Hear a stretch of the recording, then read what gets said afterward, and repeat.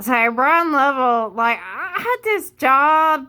I was subcontract for this contractor out of Fort Lauderdale who had the contract for doing ultrasound for the whole prison system, for the whole Department of Corrections for North Carolina.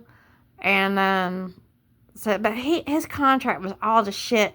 He had a bad cocaine and meth addiction.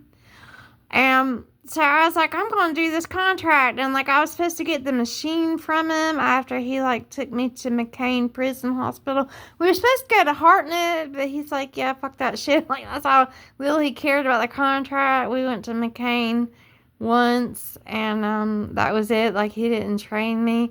And he was going to get me a rental car and give me the machine. But then he didn't show. We were going to drive him to the airport and trade off the machine, get the car and all that, but then he didn't show. And I was like, I finally have a job, because I got fired from my job because my parents paid people to fire me. And I didn't realize that was what was going on, but they also blacklisted me, and, like, I didn't have a job for 18 months, and I'd, like, devolved into alcoholism because I didn't have a job.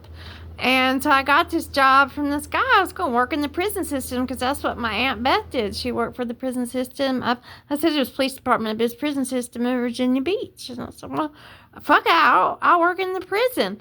And so I was just really excited, and I was talking about him. I had mentionitis because I finally had a fucking job. And because Brian Lovill was a cheater and he was cheating on me with Amber Tucker, he thought I was cheating on him with this fucker from Fort Lauderdale who was my boss.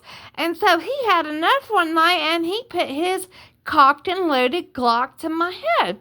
And, well, it pissed me off, and I said, go ahead, pull the trigger. I dare you. You fucking won't. And, like, he got scared. He started crying. He had the guns in my head, and he started crying. I said, give me that fucking gun.